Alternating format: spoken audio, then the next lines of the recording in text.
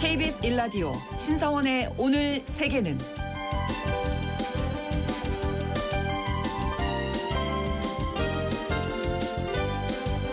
안녕하십니까. 아나운서 신사원입니다. 대규모 반정부 시위로 인한 네팔의 폭력 사태가 수실라 카르키 임시총리 취임 이후 일단은 가라앉고 있습니다. 내년 총선 전까지 6개월 동안 임시정부를 이끌게 될 카르키 총리는 네팔의 첫 여성 대법원장 출신으로 강단 있는 판결 그리고 부패에 강경하게 맞서는 태도로 대중적인 지지를 받았던 인물인데요. 이 네팔의 반정부 시위는 정부의 소셜미디어 차단 조치로 촉발됐지만 오랜 기간 누적된 경제난 그리고 고위층의 부정부패가 더 큰 원인으로 지적되고 있습니다. 이 부패 척결의 적임자로 선택받은 카르키는 어떤 인물인지 그리고 네팔 정치 불안 해소될 수 있을지 잠시 후 글로벌 이슈에서 살펴보겠습니다.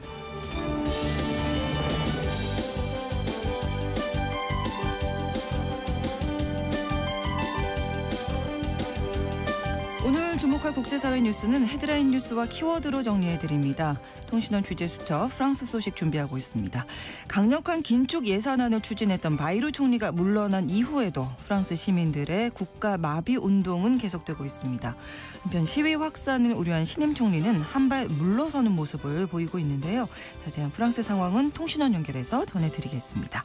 9월 15일 월요일 KBS 1라디오 신성원의 오늘 세계는 시작합니다.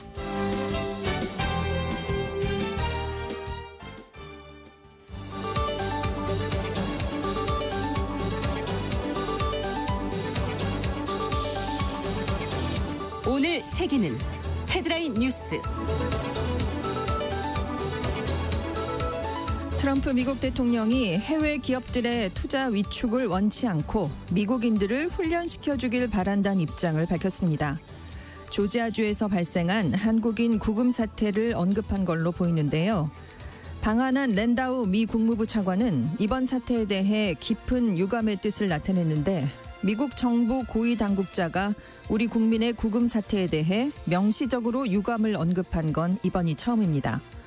랜다우 부장관은 구금됐던 우리 국민들의 미국 재입국과 관련해 어떤 불이익도 없을 거라고 확인했습니다. 루비오 미국 국무장관이 이스라엘을 전격 방문했습니다. 루비오 장관은 이스라엘의 카타르 공습에 트럼프 대통령도 불만족하지만 두 나라의 관계가 영향받진 않을 것이다 라고 말했는데요. 네타냐후 이스라엘 총리는 양국 관계가 매우 견고하다고 강조했습니다. 한편 카타르는 오늘 도하에서 아랍연맹과 이슬람 협력기구가 참여하는 아랍 이슬람 긴급 정상회의를 열고 지지를 결집할 예정입니다.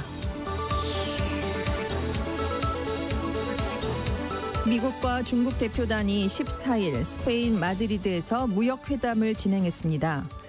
회담의 구체적인 내용은 알려지지 않았지만 무역과 안보 현안을 비롯해 중국의 영상 공유 플랫폼인 틱톡 관련 문제가 논의된 것으로 보이는데요. 두 나라는 관세 유예를 11월 10일까지 90일 더 연장하는 데 합의했지만 이번 회담에서 실질적인 돌파구가 마련되긴 어려울 걸로 보입니다. 둘째 날 회담은 우리 시간으로 오늘 오후 3시에서 5시 사이에 재개될 예정입니다. 트럼프 미국 대통령이 대출 사기 의혹을 제기하며 연방준비제도의 리사 쿡 이사 해임을 시도하는 가운데 이 같은 의혹에 정면으로 배치되는 대출 관련 문서들이 확인됐다고 월스트리트저널이 보도했습니다. 쿡 이사가 2021년에 대출기관에 제출한 문서에 애틀랜타 소재 콘도미니엄의 사용 용도가 별장이라고 적혔는데요. 때문에 쿡 이사가 이 부동산을 주된 주거용으로 사용할 의도가 없었다는 걸 대출기관이 알고 있었을 가능성을 나타낸다고 월스트리트저널이 설명했습니다. 찰리 커크 암살 사건 용의자인 타일러 로빈슨이 트랜스젠더인 연인과 동거 중이었던 걸로 밝혀졌습니다. 일부 정치인들은 로빈슨이 커크의 반 트랜스젠더 견해 때문에 범행에 나섰을 가능성을 거론했지만 수사당국은 범행 동기와의 연관성에 대해 언급하지 않았는데요. 로빈슨은 10일 유타주 유타밸리 대학에서 열린 터닝포인트 USA 토론회에 참석한 찰리 커크를 총격으로 살해한 혐의를 받고 있습니다.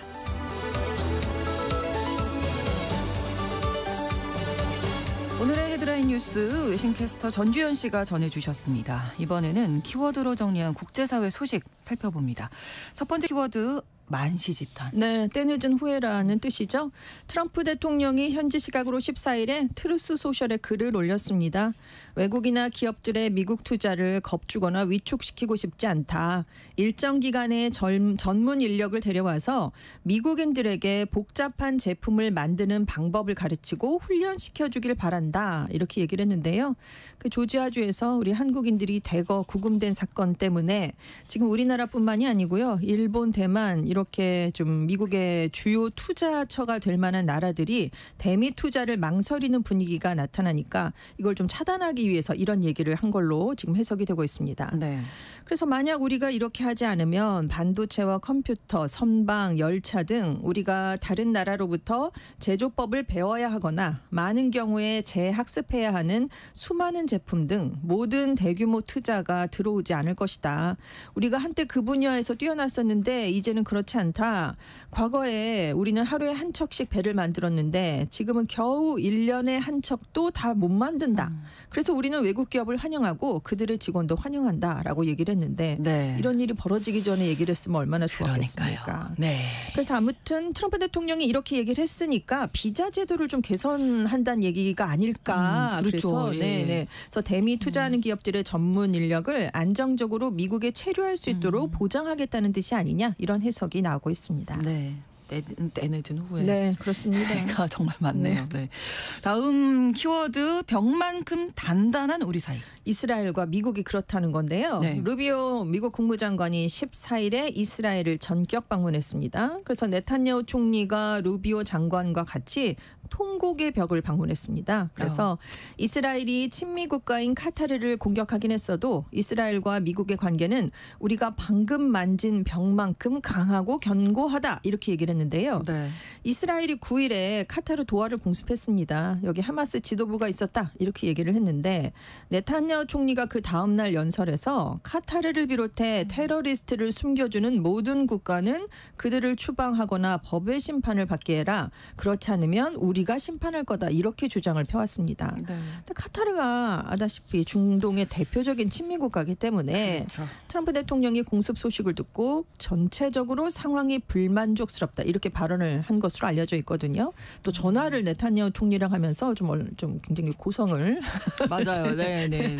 했다. 뭐 이런 얘기가 나오고 있는데 루비오 장관이 미국에서 출발하기 전에요. 트럼프 대통령이 물론 불만을 나타내고 있긴 한데 그래도 이 일로 양국 관계가 영향받지는 않는 거다. 이렇게 얘기를 했습니다. 하지만 카타르는 도하 공습은 국가 테러다라고 강력하게 반발을 하면서 네. 이제 15일 도하에서 아랍 이슬람 긴급 정상회의를 열게 됩니다.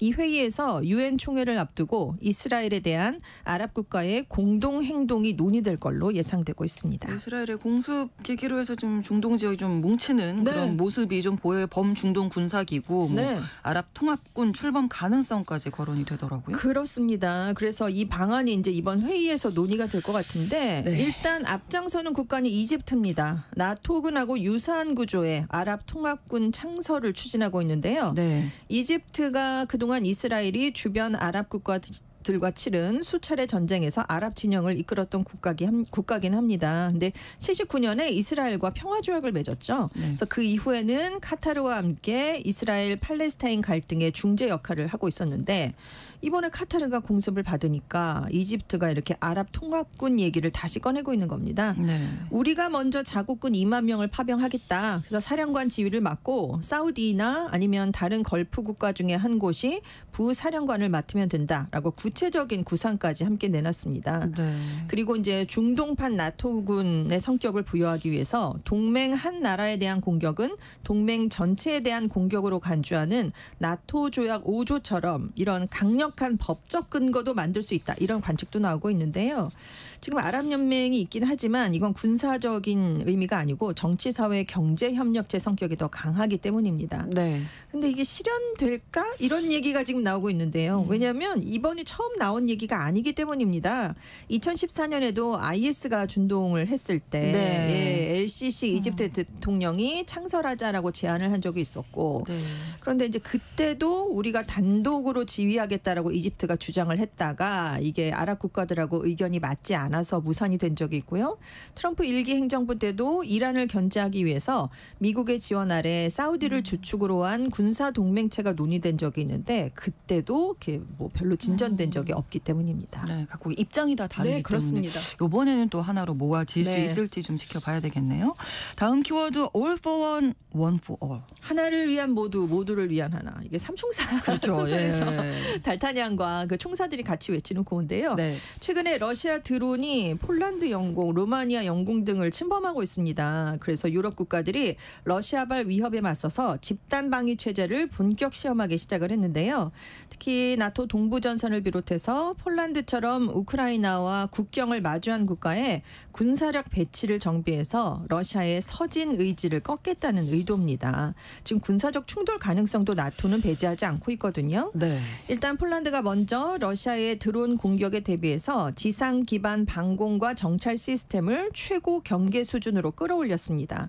그래서 동부 쪽에 있는 한 공항을 폐쇄했습니다. 그래서 폴란드와 동맹의 군용기를 이곳에 배치했는데요. 그러니까 러시아를 향해서 경고를 보낸 셈입니다. 선을 넘지 말라라는 얘기죠.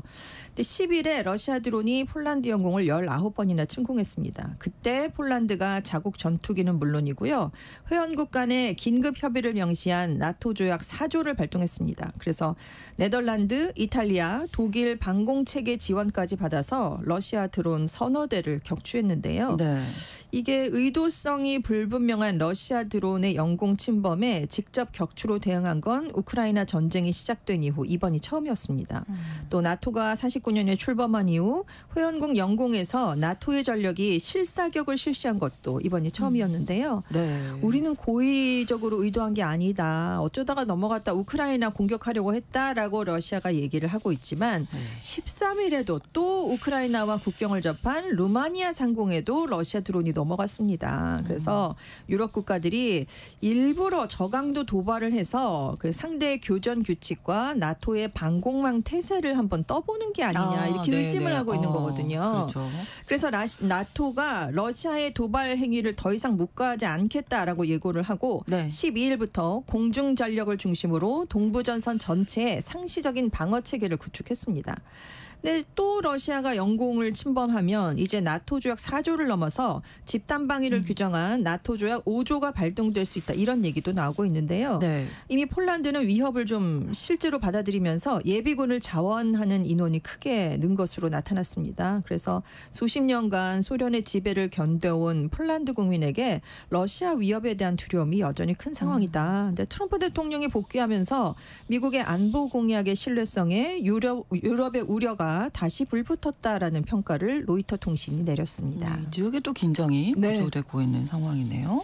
다음 키워드 어두운 역사의 갈림길에 서 있다. 트럼프 미국 대통령의 정치적 우군이자 우익 활동가였죠. 찰리 커크가 암살이 되니까 미국의 정치적 분열 양상이 더 극심해졌다.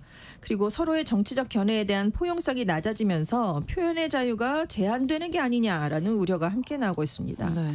일단 트럼프 대통령이 지금 용의자가 뭐 커크를 예전에 강하게 비판을 했었다. 사건 현장에서 파세진과 관련된 문구 등이 발견됐다라는 보도가 나왔지만 아직은 정치적 성향이나 범행 동기가 확실하게 밝혀지지 않았는데도 이것은 좌파의 행위다라고 낙인을 찍었습니다. 네. 그래서 지금 진영 간 갈등을 좀 부추긴 셈이 됐다라는 평가를 받고 있는데요. 공화당 소속인 히긴스 루이지애나주 연방 하원 의원이 커크의 암살을 비난한 사람은 사업 면허 허가를 없어야 된다. 학교에서 다 내쫓고 운전면허까지 취소해야 된다라는 이런 주장까지 지금 폈습니다. 네. 그래서 이 커크의 사망 이후 최소 미국에서 15명이 커크의 사망과 관련된 게시글 때문에 해고나 정직 처분을 받은 것으로 알려졌는데요. 네. 또 찰리를 죽인 이들을 폭로한다라는 홈페이지에 비판적인 의견을 냈던 41명의 신상까지 공개가 됐어요. 근데 실제로 조롱한 사람뿐만이 아니라 폭력에 반대하면서 커크를 비판한 사람들까지도 신상이 공개돼서 문제가 되고 있습니다. 네, 네. 그러니까 이거 너무 과열됐다. 그러니까요. 이걸 좀 가라앉히자라는 목소리가 나왔는데 네. 사건이 벌어진 유타주의 공화당 소속 스펜서 콕스 주지사가요. 미국인들이 역사의 어두운 장이 시작될지 마침표를 찍을지 갈림길에 서 있다. 폭력의 원인을 반대 진영으로 돌리기보다는 폭력의 출구를 찾아보자라고 호소하고 나섰습니다. 네. 하지만 이게 효과가 있겠느냐라는 우려가 커지고 있는데요. 지금 커크의 사례는 정치적인 좌파를 보수의 정체성과 보수 권력에 대한 실존적 위협으로 간주하는 우파 일부에게 강력한 상징이 됐다라고 로이터가 지적을 했습니다. 네. 그래서 커크와 친분이 있던 트럼프 대통령 그리고 공화당 민주당 지도부가 다 나서서 이걸 가라앉히면 모르겠지만 그렇지 않다면 폭력의 악순환은 계속될 것이다라는 우려가 나오고 있고요. 네. 지금 커크가 사망한 게 미국 안에서만 영향을 미치는 게 아니라 세계 각지의 극우 진영이 결집하면서 지난 주말에 런던에서는 11만 명이나 참가한 대규모 극우 집회가 열렸고 네. 독일의 극우 정당인 독일을 위한 대한 바이델 대표도 이 커크의 사망을 애도하는 그런 성명을 내기도 했습니다. 그렇군요.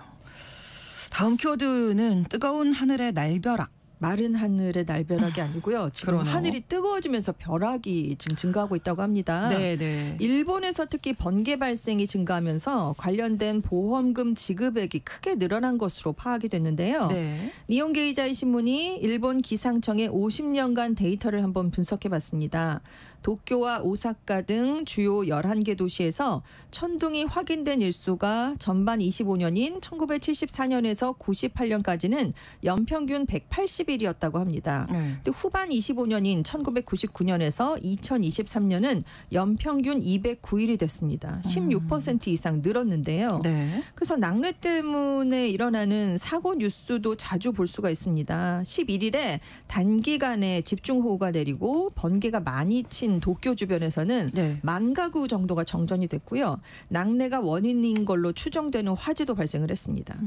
당시 하네다 공항에서 활주로 포장도로가 벗겨졌습니다. 항공기가 대거 결항됐는데 그렇군요. 이 파손 원인으로도 낙뢰가 꼽혔습니다. 네. 그리고 4월에는 나라현에서 낙뢰를 맞은 중고생 6명이 병원으로 이송되는 적도 있었는데요. 네. 번개가 증가하는 이유 온난화가 꼽히고 있습니다. 네. 왜냐하면 기온이 오르면 번개를 일으키는 정란운이 발달하기 쉬워지기 때문인데요.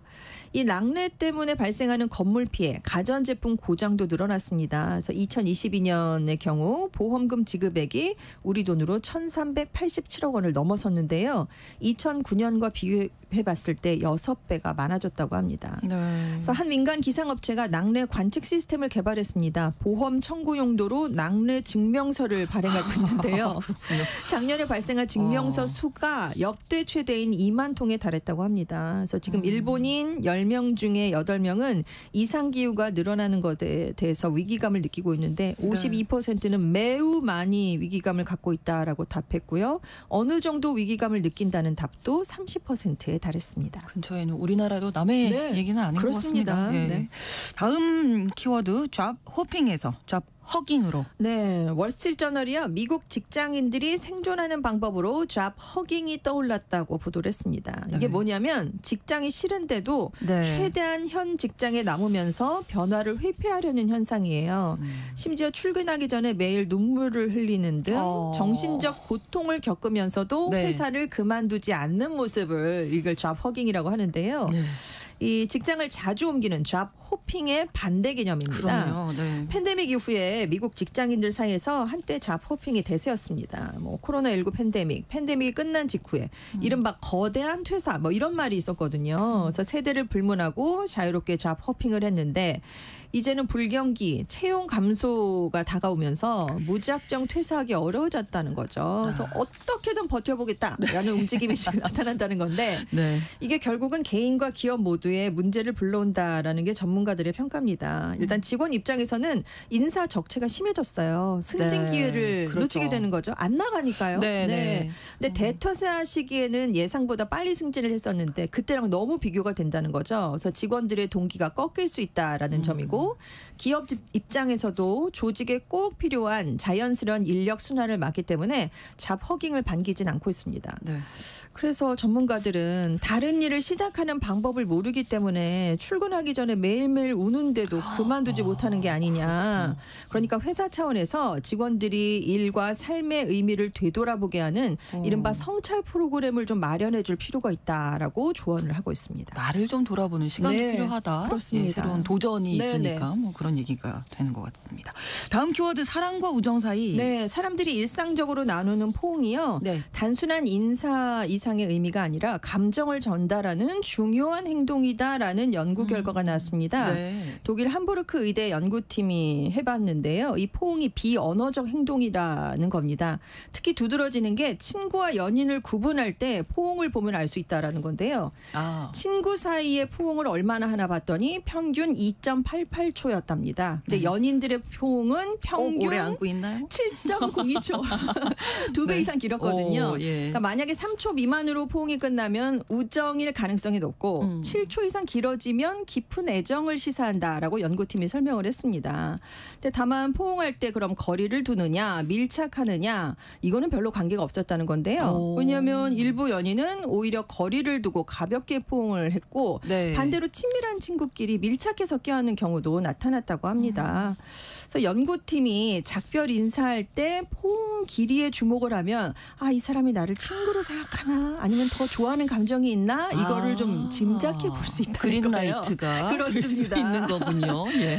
다만 이번 실험에 한계가 있습니다. 독일 참가자 60명만을 대상으로 했기 때문에 문화권 차이가 얼마든지 반영됐다고 생각을 할 수가 있고요. 그 60명밖에 안 되니까 이걸 일반화하기에는 한계가 있다라는 지적도 나왔지만 네. 아무튼 포옹하는 시간을 좀 눈여겨볼 필요는 있는 것 같긴 합니다. 그렇습니다. 헤드라인 뉴스와 키워드 외신캐스터 전주현 씨가 전해주셨습니다. 고맙습니다. 네, 감사합니다. KBS 라디오 신성원의 오늘 세계는 1부 마무리하겠습니다. 11시 30분부터 일부 지역에서는 해당 지역 방송 보내드립니다. 제이크 버크의 Two Fingers 함께 듣겠습니다. I drink to remember, I smoke to forget. Some things to be proud of, some stuff to regret. Gone down some dark alleys in my own head. But something's changing, changing, changing. I go back to Clifton to see my old friends. The best people I could ever have met. Skin up a fat one, hide from the feds. And something's changing, changing, changing. So I kiss goodbye to every little ounce of pain. Light a cigarette and wish the world away. I got out alive and I'm here to stay. So I hold 2 fingers up to yesterday. Light a cigarette and smoke it all away. I got out alive and I'm here to stay.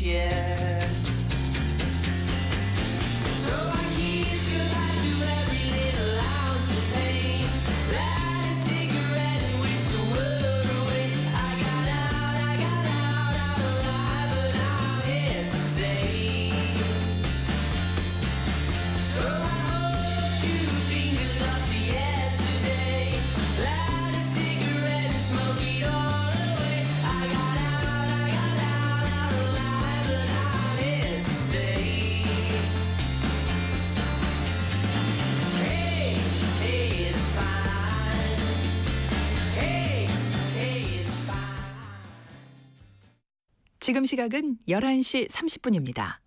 KBS Ladies and gentlemen. 국제사회의 다양한 뉴스를 한눈에 KBS 1라디오 신성원의 오늘 세계는 세계를 바로 보는 최소한의 투자입니다.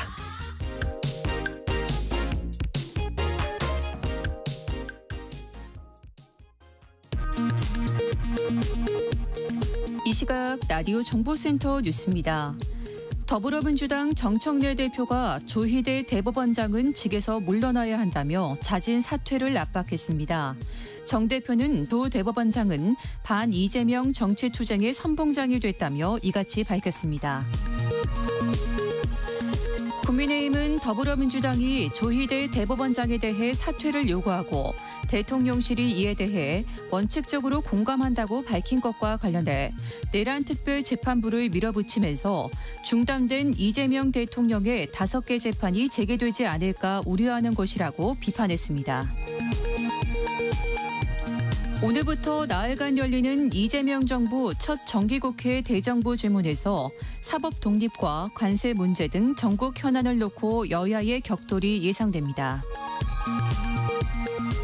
정부가 오늘 주식 양도세를 내야 하는 대주주 기준을 종목당 50억 원으로 유지하기로 했습니다. 추석 연휴인 다음 달 4일부터 7일까지 나흘간 고속도로 이용 요금이 면제됩니다. 미국과 관세 협상 세부 논의를 이어가기 위해 김정관 산업부 장관에 이어 오늘은 여한구 통상교섭본부장이 미국으로 향했습니다. 직접 투자 비중을 높이라는 미국의 계속된 압박에 우리 정부는 무제한 한미 통화 스와프 체계를 요구하고 나섰습니다. 경찰이 오늘 상장 과정에서 부당 이익을 챙긴 혐의를 받는 방시혁 하이브 의장을 소환했습니다. 지금까지 라디오 정보센터 뉴스 정원나였습니다.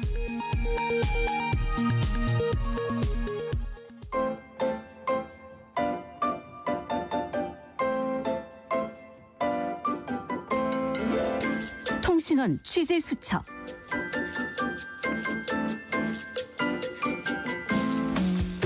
통신원 취재 수첩입니다. 오늘은 프랑스 파리 김선영 통신원 만나보겠습니다. 안녕하세요. 네, 안녕하세요. 프랑스에서 이 바이루 전 총리가 제안을 했었죠. 공휴일 폐지안이 프랑스 사람들이 사실 가장 민감하게 좀 받아들였던 걸로 알고 있는데 어제 철회됐다고요? 네. 어떤 맥락에서 벌어진 건가요? 네, 지난주부터 새 총리가 된 세바스티앙 르크호누 전임 총리인 프랑스와 바이루가 예산 절감 수단으로 제안했던 공휴일 이틀 폐지 계획을 공식적으로 철회했습니다. 네. 전임 바이루 정부는 2026년 예산 적자 축소를 위해 약 438억, 한국 돈 71조 6,414억 규모의 절감안을 내놓았는데 네. 그 안에 공휴일 이틀을 없애는 방안이 포함됐었고 이 조치가 국민의 반발을 크게 샀습니다. 네. 르꼬훈유 총리는 취임 직후 불안 정부와 정체됨을 피하겠다며 새 정부는 정책의 방향을 조정하겠다고 밝혔고 공휴일 폐지 계획 중단은 그 상징적 첫 걸음도 받아들이고 있습니다. 네. 특히 이 공휴일 폐지는 국민 감성 쪽에도 민감한 사안이었고 노조나 야당, 여론이 크게 반발했기 때문에 조정 여지가 많았던 부분입니다. 네. 의미 측면에서는 새 정부가 국민 여론의 반응에 기민하게 반하며 긴축 정책의 부담을 고르게 분산시키자 하는 의도가 엿보였고 정치적 불확실성을 줄이려는 시도로 보입니다. 네, 최근에 프랑스 디종에서 총격 사건이 있었고 파리 샤틀레 지역에서는 큰 화재가 발생했는데 치안이 조금 불안한 상황이네요. 네, 최근 프랑스 사회의 불안 요소로 주목받고 있는 디종 총격 사건으로부터 전해드리겠습니다. 네. 지난 주말 디종 시내 중심부에 차량 버기를 타고 가던 젊은이 2명이 스쿠터를 탄 사람에게 다가가 총격을 가한 사건이 발생했습니다. 한 명은 현장에서 사망했고 다른 한 명은 생명이 위독한 상태로 병원 치료 중입니다. 용의자들은 복수관계 혹은 조직적 범죄 가능성이 있다는 관측입니다. 네. 수사가 진행 중입니다. 주민들 사이에서는 도시 중심가에서도 이렇게 위험하다니라는 충격과 분노가 나오고 있습니다. 네. 또 샤틀레 지역의 화재가 주목을 받았는데요. 네. 불이 난 것은 지난 10일 파리 중추 지역인 샤틀레 레알 주변에서 모든 것을 막자 하는 슬로건 블로콩 뚜를 내세운 국가마비 시민운동이 있던 날이었습니다. 네. 시위와 경찰의 대응 사이 긴장이 고조되면서 레스토랑 건물 또는 상가 일부에서 화재가 발생한 건데요. 목격자들은 경찰이 최루탄을 투척한 것이 화재의 원인이었다고 주장합니다.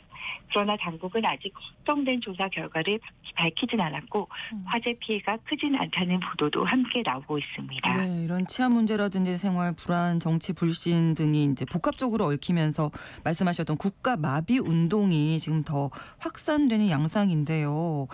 9월 첫 주 이후에 지금까지 이 운동의 흐름 한번 짚어볼까요? 네, 국가를 마비시키자는 운동은 9월 초부터 본격 가동되었고 주요 흐름은 바이루 정부의 신임 위기 이전부터 예산 절감안, 특히 공공지출 삭감, 세금, 보조금 동결, 공휴일 폐지 제한 등이 여론에 큰 반발을 일으켰고 노조 및 시민단체들이 반대를 모으기 시작했습니다. 먼저 9월 8일에서 10일경 불신임 투표로 바이루 정부가 무너지고 마크롱 대통령이 르코르뉴를 새 총리로 임명한 직후 시위가 전국적으로 파급되기 시작했습니다. 수많은 지역에서 교통 봉쇄, 파업, 거리 집회 등이 이어졌고 특히 노동자, 학생, 공공 서비스 종사자들이 동참하는 움직임이 커졌습니다. 그렇군요. 이 국가 마비 운동을 이끄는 주체는 어디인지 또 구체적으로 요구 사항은 어떤 건가요? 네, 이 부분이 앞으로 방향을 보여주는 열쇠가 되겠습니다. 네. 주도 세력은 정식 정당보다는 노조와 지역 시민단체, 학생 그룹 등이 중심입니다. 특히 노조들이 여러 대중교통과 파워보트를 통해 이 운동에 공식적으로 가담하고 있고 네. 시민단체와 지역 커뮤니티가 풀뿌리 방식으로 조직됩니다. 물가 상승, 생활비 부담 증가, 치안 불안에 민감한 젊은 층과 중산층 및 저소득층에서도 공감대가 넓습니다. 구체적 요구들은 긴축 정책의 철회 또는 완화, 물가, 에너지 요금, 주택, 교통비 등 생활비 부담 정감, 의료, 교육, 사회복지 서비스 유지 강화, 정부의 신뢰 회복과 여론 수렴 구조 개선 등입니다. 때때로 조기 선거나 정부 해산 요구도 일부에서 나왔습니다. 앞으로 프랑스 상황 좀 계속 지켜봐야 할 텐데 어떤 점에 주목해야 할까요? 네, 지금 프랑스에서는 다음 몇 가지 요소가 매우 중요합니다. 공휴일 폐지 철회는 단순한 정책 변경 이상의 상징적 의미가 있습니다. 네. 정부가 여론 압력에 어떻게 반응하는지, 긴축의 부담을 누가 지는지에 대한 사회적 공감대가 어느 쪽으로 움직이는지 보여주는 바로미터입니다. 치안 불안 사건, 특히 디종의 총격, 파리의 방화 같은 일들은 사회 불안 요소를 증폭시키는 요인입니다. 이는 시위 자체가 아닌 시위 중 발생하는 충돌이나 무질서가 어떻게 통제될지 정부와 경찰의 대응이 국민 신뢰를 얼마나 받는지에 큰 영향을 미칠 것입니다. 그렇죠. 예산 절감과 재정 위기 문제는 올해뿐만이 아니라 내년 예산과 그 이후 EU 규제, 차입 비용, 신용 등급 등의 연결선상에 있으므로 단발성이 아닙니다. 프랑스는 현재 정치, 재정, 사회 모든 면에서 큰 전환점에 서 있습니다. 네. 정부가 국민과의 신뢰를 회복할지, 국민의 요구에 얼마나 응답할지, 그리고 긴축과 안정 사이에서 균형을 어떻게 잡을지가 주목됩니다. 그렇습니다. 앞으로가 중요하겠네요. 오늘 소식 고맙습니다. 네, 고맙습니다. 네, 지금까지 프랑스 파리에서 김선형 통신원이었습니다.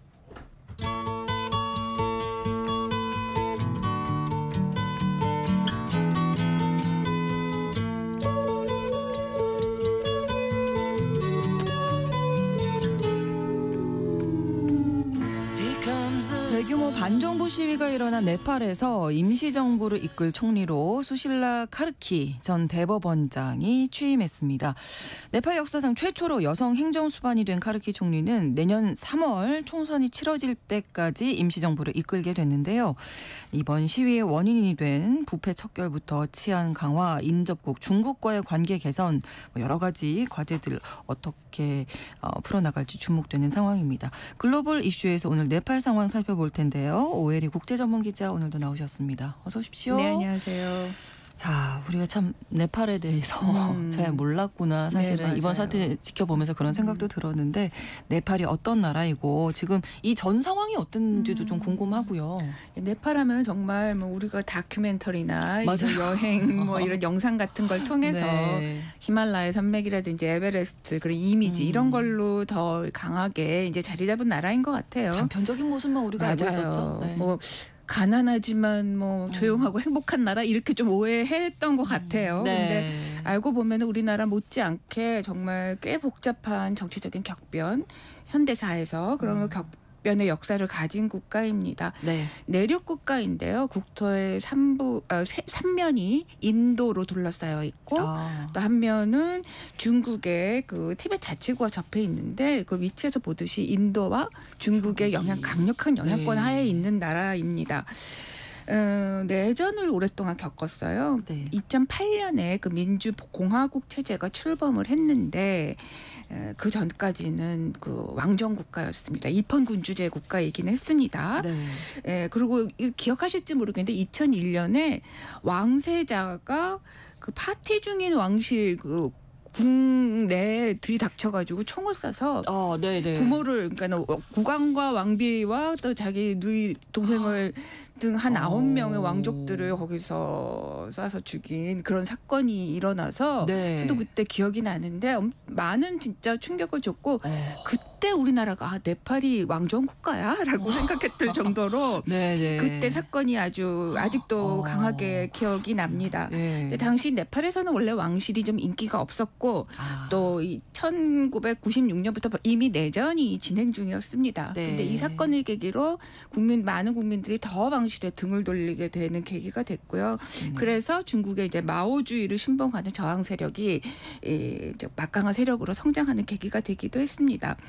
네팔 내전은 2006년에 그러니까 1996년에 처음 시작된 이후 10년 동안 이어졌다가 2006년에 그때 전국적으로 총파업, 민주화 투쟁이 굉장히 격화되면서 결국에는 국왕이 이제 무릎을 꿇고 평화협정을 체결을 했습니다. 그러면서 종식이 됐어요. 그리고 2008년에 1차 총선이 재헌국회 총선이 있었는데 그때 네팔 마오주의 공산당 연합이 승리해서 정권을 잡았고 이번 시위로 쫓겨난 올리 전 총리는 통합 마르크스 레닌주의 네팔 공산당 소속입니다. 이처럼 이제 네팔 정계에서는 이렇게 공산당, 그 공산주의나 사회주의 계열의 정당들이 꽤 많고 그동안에 계속 이제 정권을 잡아왔던 상황이죠. 그렇다고 해서 공산 국가는 아닙니다. 그러네요. 그러니까 이 전에도 시위 전에도 뭐 정치적인 혼란이 꽤 오랫동안 계속됐다. 예, 그렇습니다. 이제 민주주의 체제가 자리 잡은 지 뭐 얼마 안 됐고 그래서 아직은 좀 취약한 국가인데 그래서 이런 큰 격변이 일어나거나 사회적인 불안이 있을 때마다 차라리 왕정이 낫다라고 하는 왕정 복고 요구가 나올 정도로 좀 항상 좀 불안이 잠재되어 있는 국가입니다. 최근에도 공화제 체제 들어선 이후에 부패 문제가 더 심각해졌다 이렇게 주장하면서 차라리 왕정으로 돌아가자는 대규모 시위가 벌어진 적이 있습니다. 2008년에 첫 그 정부가 수립된 이후에 지난 17년간 총리가 14번이나 바뀌었습니다. 얼마나 정치가 불안한 국가인지를 알 수 있습니다. 거의 1년에 한 번씩. 네, 맞습니다. 그런 상황이었는데 일단 이번 시위는 알려진 거는 소셜미디어 차단에 대해서 청년 세대들이 이제 반발해서 일어난 걸로 알려져 있는데 더 근본적인 이유가 있었던 거네요. 그러네요. 그렇습니다. 그리고 만성적인 부패, 특히 이로 인한 양극화 이런 것에 대해서 청년 세대들이 특히 불만이 많았는데 전 국민적으로 이런 부분에 대해서 많은 고통을 받았고 그래서 그만큼 정부에 대한 반감 이런 것들이 많았던 것 같습니다. 네팔의 1인당 명목 국내 총생산 GDP가 1,458달러로 연간 한 200만 원이 조금 넘습니다. 네. 그래서 아시아에서는 북한, 아프가니스탄 다음과 함께 최빈국에 속하는 편이에요. 네. 그리고 인구가 약 3천만 명 정도가 되는데 20% 정도가 빈곤층이라고 합니다. 실업률도 20%가 넘고요. 이런 상황에서 이제 여러 이제 공산주의, 사회주의 정당들이 합종 연행을 계속하면서 장기 집권을 좀 해왔습니다. 그러면서도 또 특권층은 계속 이렇게 나라 전체는 좀 빈곤하지만 또 특권층은 호화로운 생활을 누렸거든요. 네. 근데 이번 시위의 직접적인 원인으로 네포 키즈라고 해가지고 특권층 자녀들이 소셜 미디어에 자신의 호화로운 생활 뭐 이런 자랑해요? 것들을 막 자랑을 하는 영상들을 올려서 그게 특히 MZ 세대들한테 네, 이제 네. 분노를 촉발시키는 계기가 됐죠. 네. 근데 뭐 청년 세대들뿐만 아니라 대부분의 국민들이 이런 데서 아주 비판적이었던 걸로 보여집니다. 이 이야기 들으니까 최근에 저희가 통신원 취재 수첩에서도 전해드렸습니다만 인도네시아에서도 국회의원들이 뭐 워낙 또 월급이 많은데 맞아요. 특별 그 주택 수당 뭐 400만 원 이상 우리나라 돈으로 뭐 이렇게 받았다 해서 대규모 항의 시위가 벌어졌잖아요. 네. 남아시아 쪽에서 최근에 이런 일들이 좀 많은 것 유난히 같아요. 최근 한 1, 2년 사이에 네. 남아시아 지역에서 각국에서 이런 시위가 벌어지는데 상당한 공통점이 있습니다. 네. 말씀하신 인도네시아를 살펴보면은 사회 전반에 이제 물론 경제 성장률이 최근 들어서 좋아지기는 했지만 그래도 빈부격차가 점점 심화되면서 좌절감이 꽤 많았는데 그 특혜 문제가 어떤 결정적인 시기에 불씨가 됐죠. 방글라데시 지난해 방글라데시에서 대규모 시위가 일어난 것도 하시나 당시 총리가 독립유공자 자녀들을 대우하겠다라고 하면서 공무원 일자리를 30% 할당해주겠다 이런 계획을 발표했잖아요. 맞아요. 근데 네. 결국에는 그들이 자신의 정치적인 지지 세력이기 때문에 해왔던 그런 계획을 발표했던 건데 네. 그래서 가뜩이나 지금 일자리를 못 잡고 있는 청년 세대가 아주 분노를 폭발시키면서 결국에는 하시나 전 총리 정부가 무너졌죠. 네.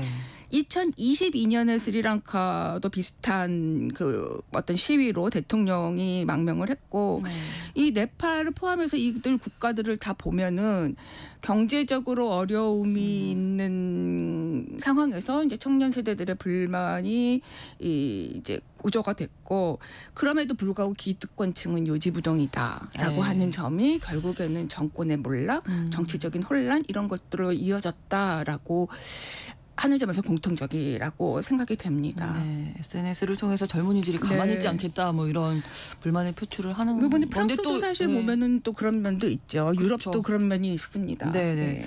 자, 그래서 네팔에서 여성으로는 처음으로 행정 수반이 됐습니다. 카르키 총리 어떤 인물인지 궁금한데요. 예, 이 네팔에서도 대통령이 있습니다. 근데 대통령은 의전상 국가 원수이고 총리 임명권 등을 가지고 있습니다. 네. 총리는 이제 실권을 가지고 있는데요.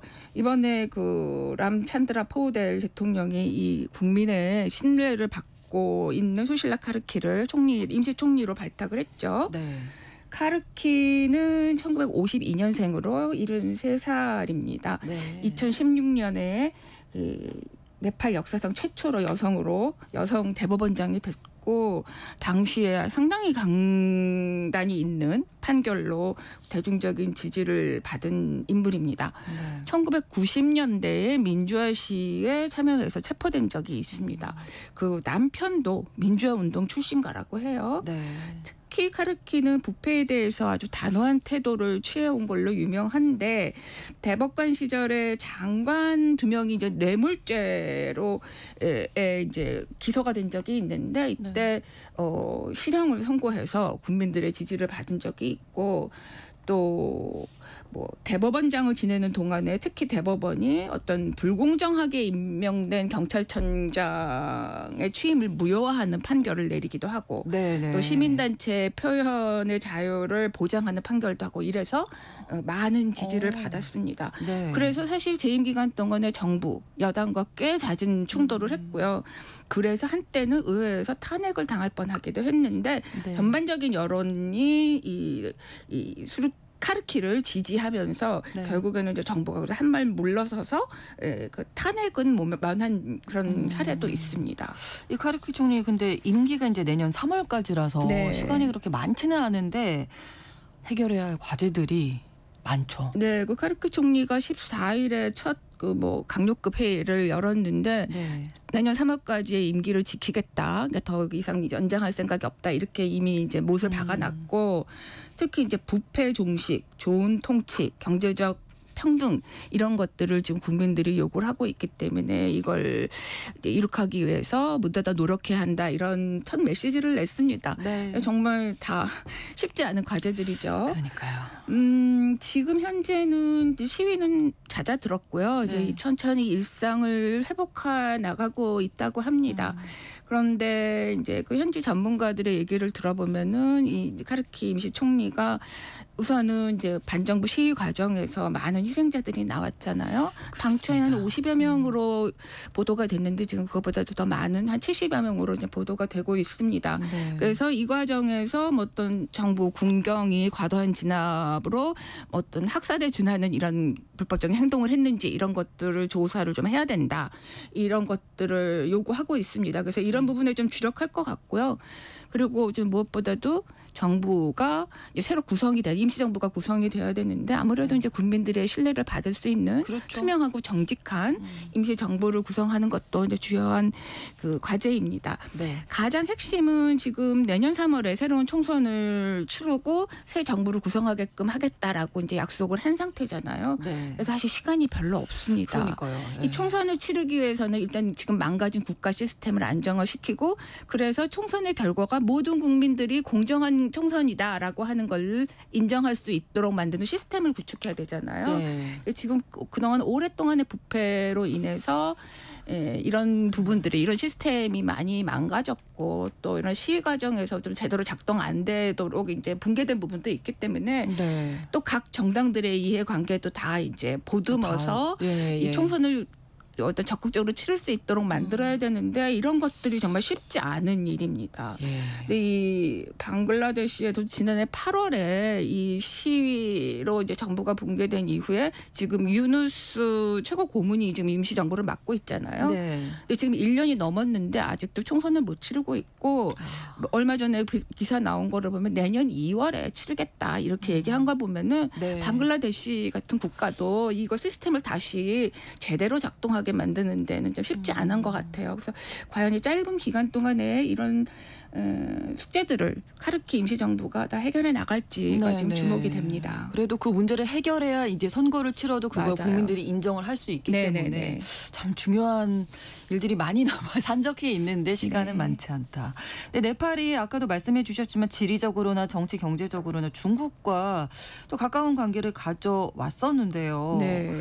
중국이 지금 이번 사태에 대해서 또 카르키 임시 총리 정부에 대해서는 어떤 반응인가요? 그 중국이 그동안에 꽤 이 네팔 정부와의 관계를 돈독하게 하려고 노력을 많이 해왔습니다. 워낙 네팔은 인도의 영향이 더 강했던 국가인데 최근 들어서는 좀 중국과 더 가까워지는 경향이 있었습니다.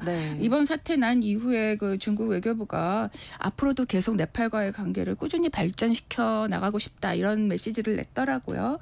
그런데 뭐 중국 언론들이나 홍콩 언론들을 보면은 분명히 이제 중국 정부가 최근에 이 네팔 사태에 대해서 주목하고 또 우려의 시선으로 보고 있다고 해요. 그러니까 반정부 시위의 불똥이 혹시나 네팔 내에서 어떤 반중국적인 이 분위기를 조성하는 계기가 될까 봐 좀 우려를 하고 있다고 하거든요. 근데 지금 문제는 네팔뿐만 아니라 뭐 인도네시아 뭐 방글라데시 이렇게 최근에 문제가 된 국가들이 유독 이제 중국과의 관계가 뭐 긴밀했던 면이 있기 때문에 이런 남아시아 이 지역 각국에서 일어나는 이런 정치적인 불안 사태를 좀 더 넓은 시선에서 뭐 어떻게 이걸 가져가야 될지 좀 고민을 하고 있는 듯합니다. 올리 전 총리 정부가 특히 중국과 우호적이었다고요? 좀 그렇습니다. 원래는 이번 역대 그 네팔 총리는 네. 취임을 하면은 네. 첫 해외 방문국으로 인도를 찾아왔던 게 관례라고 합니다. 그렇군요. 예, 그건 그만큼 이제 인도와 교역 관계가 거의 80%가 넘고요. 네. 그다음에 또 정치적으로도 매우 정치적 문화적으로도 인도의 영향권에 있기 때문이었는데 네. 이 샤르마 올리 전 총리가 지난해 12월에 다시 취임을 했거든요. 네. 그때 이례적으로 중국을 처음 방문해가지고 큰 한재가 된 적이 있었습니다. 그렇군요. 예. 네. 네, 이런 예를 들면은 최근에는 올리 전 총리가 지난해 방중 기간 동안에 네. 지난해 말 방중할 때 시진핑 국가주석 리창 총리 만나가지고 1:1로 사업 확대에 대해서 아주 긴밀하게 협력하기로 이제 합의를 했고요. 네. 또 지난달 31일부터 이달 1일까지 샹하이 협력기구 현지 정상회 열렸잖아요. 여기도 물론 참석했고 또 특히 베이징의 전승절 열병식에도 참석을 했습니다. 그러니까 최근 매우 노골적으로 친중 행보를 해왔다라고 봐야 될 것 같아요. 근데 중국 입장에서는 그렇기 때문에 새 정부가 앞으로 내년에 어떤 성격으로 구성될지 두고 봐야겠지만 그동안 공을 들여왔던 것들이 새 정부에서도 이어질 수 있을지 아마 이런 부분들은 매우 예민하게 바라보고 있을 것으로 생각이 듭니다. 또 특히 말씀드린 대로 공교롭게 최근에 이제 남아시아에서 이제 친중 정부가 붕괴하거나 악화하고 있는데 그래서 이제 중국 전문가들은 남아시아에서 이런 패턴이 새로운 질서로 자리 잡는 게 아니냐라고 지적도 하고 있더라고요.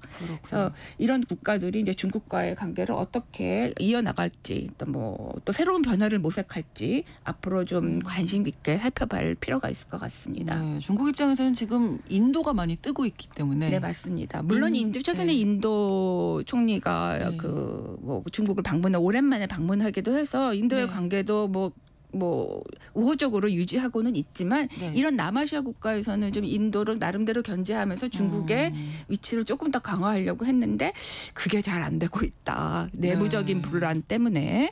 그렇죠. 그리고 그것 때문에 그 각국에서 어떤 중국에 대한 여론도 악화하고 있는 추세다라고 하는 점을 주목하고 있는 듯합니다. 네, 좀 신중하게 접근을 하겠다 이런 모습으로 보입니다. 오늘 글로벌 이슈 네팔 시위 사태 배경 또 임시정부의 과제 살펴드렸습니다. 오혜리 국제전문기자와 함께했습니다. 고맙습니다. 감사합니다. KBS 라디오 신성원의 오늘 세계는 내일 오전 11시 5분에 다시 뵙겠습니다. 고맙습니다.